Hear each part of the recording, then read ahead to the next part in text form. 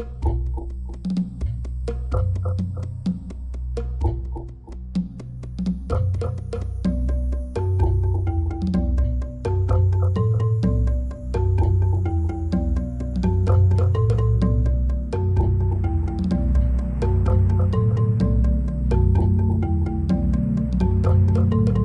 of the things that's been bothering me about a lot of the previous episodes is the, for lack of a better term, melodrama.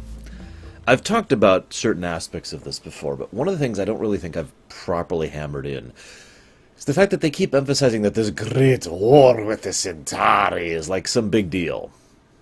Let me explain what I mean by that. This is not the first war in this series. I mean, if we are to include in the beginning in this, we've got the First Contact War, we've got the Narn Centauri War, we've got the Shadow War, which became the Extended Shadow War, and then we've got the Earth Revolution. That's 5 wars, or 4 wars, depending on how you define it, just within the course of the show itself. It's a lot of war. So, oh my gosh, there's another war with everyone else versus one power. Now, I've been saying several times that, I've been calling the Centauri a weakened power, but it is worthy of note that it's possible they are not. As Londo pointed out, their production was going full tilt into military, so they have more basically functioning as if they're at wartime. So it's possible they're still a great power. That is totally possible.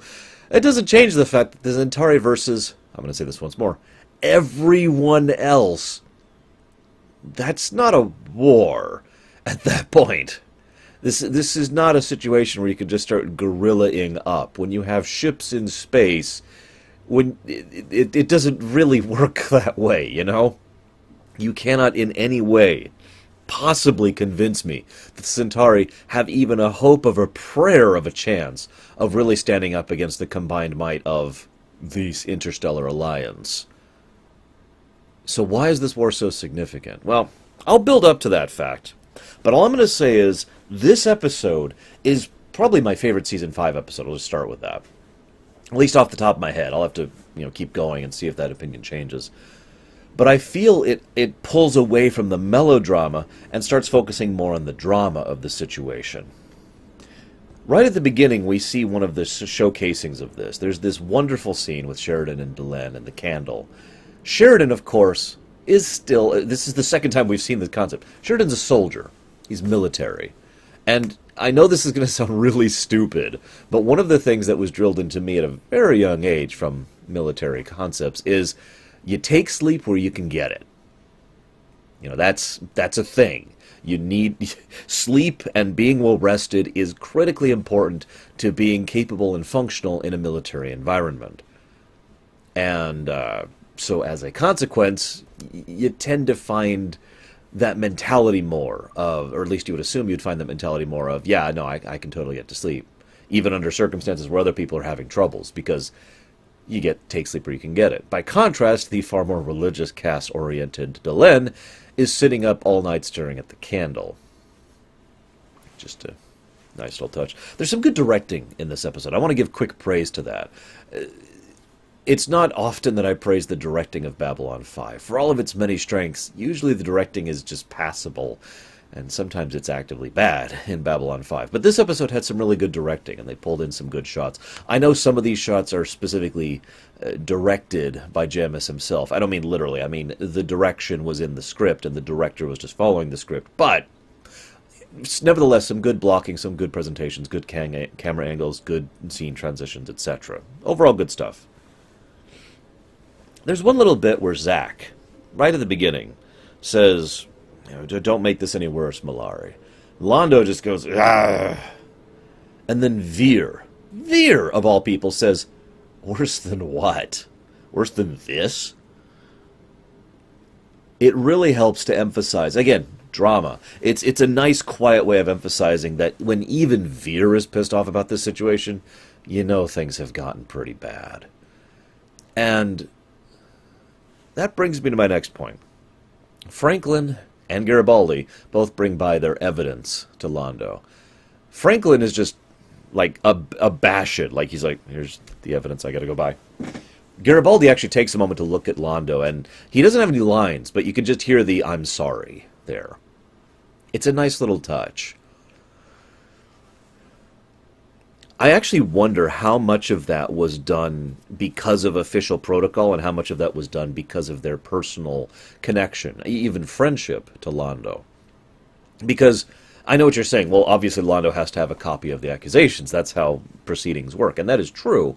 But that doesn't mean Franklin has to personally deliver his copy of the info before presenting. That doesn't mean Garibaldi has to deliver his personal copy, etc., etc. Then Jakar shows up. Actually, before I get to that, no, I think I'll talk about that now. So Jakar shows up. And Londo says, "Have you come to testify against me?" Well, and Jakar says, "No."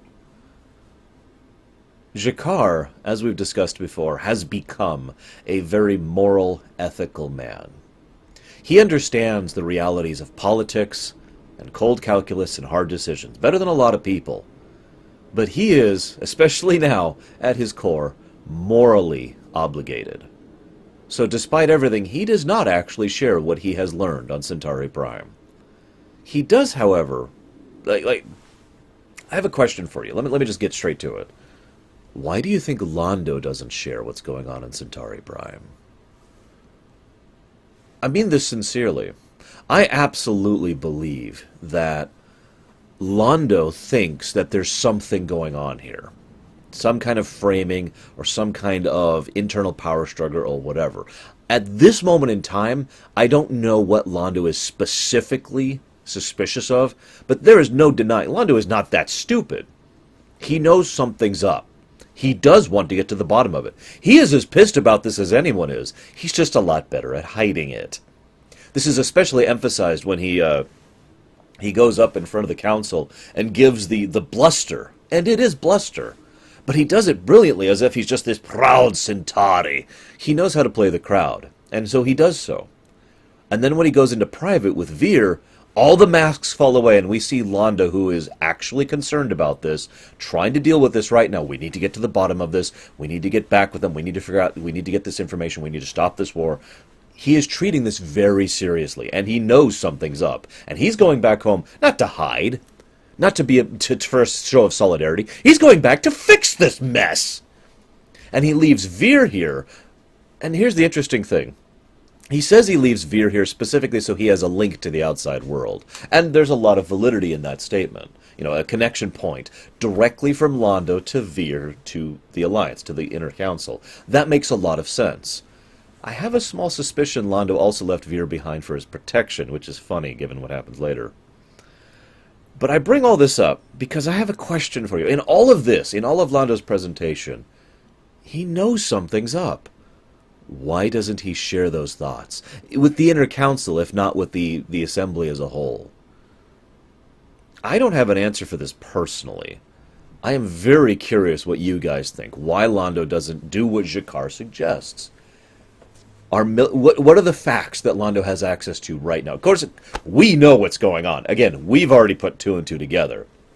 But even Londo has access to the facts. The Regent is unusually out of touch. And a lot of orders have been flowing directly from the Regent that are, shall we say, questionable. We have also had situations where the military production is far higher than it should be, and certain military forces cannot be gained access to or are simply missing, and we're not sure what's going on with them. Now, those three facts by themselves are sufficient, in my opinion, to really move forward. So why hasn't Londo gone to the rest of the council and said, look? Why hasn't he been honest to them, at least the inner people, like he has with Veer? And again, I remind you, there's no real doubt here that the Inner Council trusts Londo. They emphasize this yet again, with a scene where Delenn goes into Jakar, and Jakar says, I'm going back with him. And, you know, both of them are like, no, Londo would not be a part of this. Londo is not a part of this.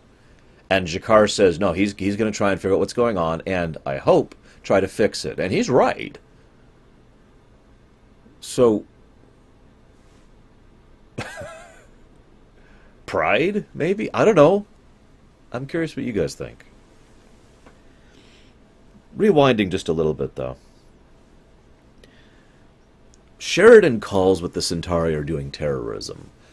That is actually accurate, although I think he is, shall we say, unintentionally accurate in that. Because what the Drakh are doing is actually terrorism. Again, I've talked about terrorism briefly before. In summary, when you are doing something terroristic, that's a real word, terroristic threat, look it up. When you're doing something terroristic, you are doing so not for defined gain or military purpose or even civilian or governmental purpose. You are trying to sow terror to accomplish some kind of end, usually an unseemly end. And that is exactly what the Drakh are doing. They want to screw up everything, probably Centauri Prime in particular, by posing the Centauri Republic against everyone else, as I already mentioned. And so they are flat out accomplishing terrorism to do this. But then Londo has an interesting line later. We don't do that. In a bagrillion years, I forget his exact number, we have not attacked civilian targets. We have not bombed pirates. And then Veer says, what about the Narn? And Londo says, no, that's during war. I forget the whole phrase. Inter armen agit legis, something like that. I actually forget the whole quote, but it's basically, in times of war, the law falls away. And that is very Centauri. No, really. From everything we've learned about the Centauri, they have a decorum they hold themselves to when they are at peace. And Londo himself pretty much confirms this from his perspective. They don't attack civilian targets. They don't go after civies. They don't go pirate raiding. They don't do terrorism. That's not their thing. During war, the gloves are off and they can do whatever. But at peace, nah. So this is not them. And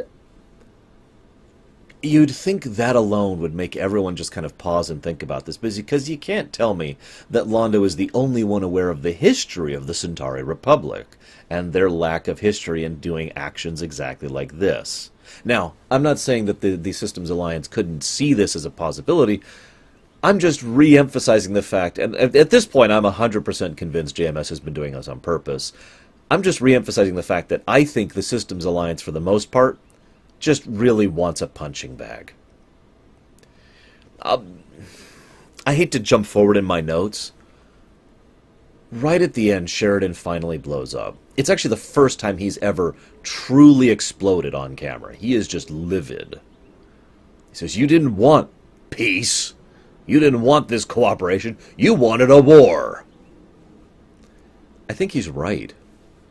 I really do.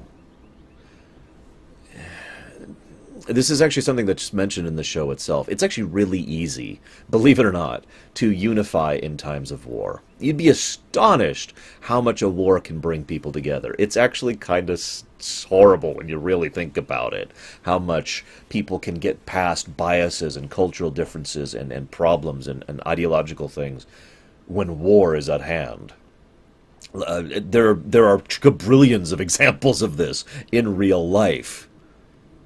I mean, I'm thinking of a few right now. I'm sure you could think of a few right now, just off the top of your head, in the last century. But when you're at peace, it's a lot harder to stay unified. It's a lot harder to see past those differences you have with someone else. A good war helps people to keep going.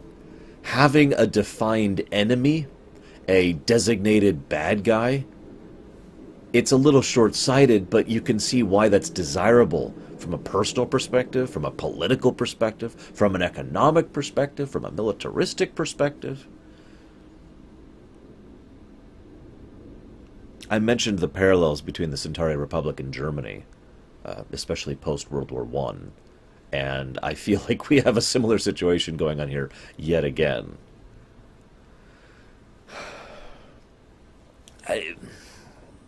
I'm just going to keep talking about this because this is where I'm at in my notes now. I've skipped like half the page. This is why I say this episode is more drama than melodrama. Melodrama is, oh my god, war with the Centauri. And I know that sounds pathetic, but what I mean by that is, who cares? At this point, we've not only had larger wars and more impacting wars, we've had wars that have had more buildup, we've had wars that have been more personally impacting, Wars have been done, and they've been done better. So what the hell's the point of this war? It's not really significant. And to be blunt, it isn't. In this case, it is the failure of peace. That's the significant part. And that may sound like the same thing, but what I mean by that is it's not the war that is now the focus. That's right here. We're focusing right here on the fact that we failed. We put together all this work and all this effort and roped these people together and strain ourselves on a daily basis for months, desperately trying to forge together a better future, something that made all of this garbage worthwhile, something that shows that our statements to the giants in the playground were not just words, that we are unified, that we are going to make a better go of it. We're going to make something better than this mess we've had until now, and it just failed. That is dramatic. That has been established. That's something we've been building up to since before Season 5 started. Not just some sudden, oh, by the way, war. And that's why I say that this episode handles that so much better than previous ones. Also, really quick, so now I'm going to rewound in my notes. Sorry, guys. Kind of got off on a thematic thread there. As ever, look at Londo's face. I know I say that so much in this show, but look at his face when they play the video of the civilian targets. Londo is horrified. Londo's just... You know, and then when do you have any comment? And there's this pause as he gathers himself and says, not at this time. Not until I've discussed this with my government. But you can tell Londo, personally, was disgusted. Interesting thing. Once again, the minister, his character name's literally Minister, I looked it up. Once again, I'm just going to call him it. Once again, Minister seems to be surprisingly adept at trying to assuage, is that how you pronounce that? Londo's problems and concerns. Oh no, we're not behind this. It's probably this situation. And Londo's like, no, Lanier's cool. I trust Lanier implicitly. And the guy's like, well, of course you do. He is a reliable source of information. That's why he's the perfect person to disseminate this misinformation. These attacks were genuine. And I make this segue because that means whether the attacks were genuine, were staged, or what they actually are, one way or another, this horrible act did happen. And that just adds to Londo's reaction, everyone else's reaction about this situation. It's really messed up. I have this line here. Londo still believes that the Centauri Republic is not responsible for these attacks. I have this line there because that amused me since they're not. So, I want to know something. Is it just me? I know the minister is basically being played as a classical obstructionist bureaucrat. That's a very classical archetype, especially in television. And that is exactly how Minister is playing his character. But he tends to come across as smarmy most of the time. Am I the only one who noticed when he comes in and says, by the way, we're at war? He sounds pleased, happy even. Like this is what he wanted. I'm not going to say whether or not he's in on it, in on the Drak plan. What I am going to say is he seems a little bit too enthused about the idea of, we are now at war with the Systems Alliance. Like that's a good thing. I'm not unwilling to attend the idea that he's a moron and doesn't understand the circumstances, or that he is so prideful that he thinks this is a battle they can win. But I digress. And then there's this wonderful bit. I told you to remember it. You remembered it, right? When Jakar said, I think 2 episodes now, where he goes, I go. Londo actually says that line twice in this episode. But the second time he says it has more impact, because they're dragging Jakar off to a jail cell. One of their better cells. And Londo says, no. Where he goes, I go. It's a surprising show of solidarity. If there was any doubt, up until this moment, that Londo was no longer one of the bad guys, that he was firmly on the side of the good guys, that he was trying to fix this thing, that he is actually someone who is a decent person as of now, and is at least trying to make up for his mistakes. In my opinion, that line erases all those doubts. And the fact that he goes along with it. He ends up jailed right alongside Jakar. And it's kind of played for laughs. But you can tell by Jakar's initial reaction that he is touched that Londo is willing to go that far for him. Because that's not really a political maneuver.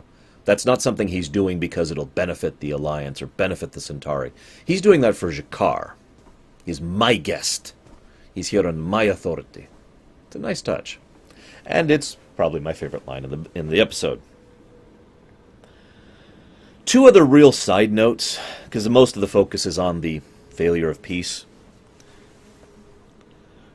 Zach's scene with Garibaldi, it's not perfect because, and I mean no offense by this, but the actor who plays Zach isn't actually the best actor in the world. He's not bad, but there's certain types of lines and certain emotions that he's just not that great at presenting.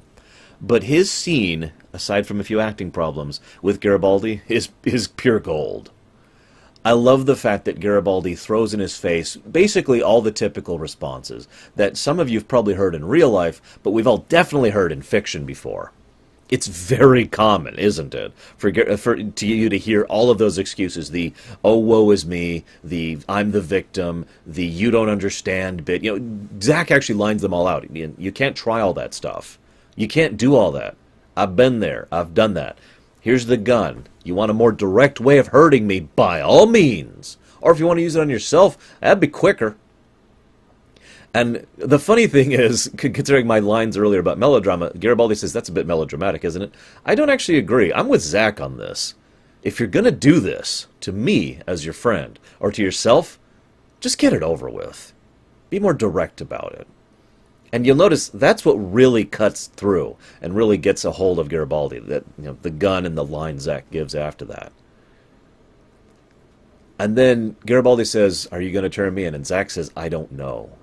And then Garibaldi does something a lot more human and a lot more genuine. He pleads with him, begs. If you turn me in, this is it. My career's over, my life's over. Give me some time to try and turn this around. And of course, it's so easy to understand why you'd say yes to that. It's easy to think that Garibaldi wants to turn this around. Why wouldn't he? It's easy to want him to turn this around, to empathize, to sympathize. You want to give him that second chance. Now, I mentioned in a previous episode that whether or not Garibaldi's drinking, sleeping fest really caused problems with the situation on Drazi Prime, or whatever the hell they call it. Whether that was a direct corollary or not is kind of up to you. It's possible they might have dealt with the pilot regardless. But there is absolutely no denying that this situation escalated fierce and hard as a direct consequence of Garibaldi's drinking problem. There's no, like you notice, Garibaldi drinking has been getting closer and closer to directly affecting things. Like it's kind of passively, and then it's kind of like tangentially affecting things, and then it's very arguably directly affecting things, and then it is unarguably directly affecting things. It has in a rather well-written way, it has nicely escalated throughout the course of the last several episodes. And now Garibaldi has a real problem. Yeah. Quick aside. This is just one little scene, but I want to give praise to the scene where Franklin gets Veer out. I mention it because it's an interesting parallel to back when the Centauri and the Narn started beating each other up over the war and the situation all the way back in, I guess, Season 2. But also, it's nice to see that they still care about Veer. They still care about his well-being and wanting to avoid this kind of a thing. And it was nice to see Franklin be like, okay, well, and literally fight his way out. Just nice touches all around. It also helps to emphasize my point about lines that I keep bringing up in Season 5. Those, I don't remember their race, forgive me, those people wanted to hurt Veer because he was on the other side of the line. Now, it's not just the fact that he's on the other side of the line, but everyone on the other side of that line, well, they've been hurting you. They've been hurting our people. It's kind of a clan mentality thing. I mean, that's kind of the whole point of lines, really. Clan mentality, lines, same general concept. Thing is, you can't go out there and fight those Centauri warships on Babylon 5, can you? You can't go and bring the fight to the Centauri. You can't defeat the Regent or anyone who's behind this. But there's this Centauri right over there, and man, he's a hell of a lot closer. Gosh, it would be sure great if I could just go beat the crap out of him. Why? Well, he's one of them. And I can't hurt them, but I can hurt him. I actually talked about this a lot when it came to Seven and the plight and the victimization of a released Borg drone over in Star Trek. Because you can't really hurt the collective, but you can hurt an individual.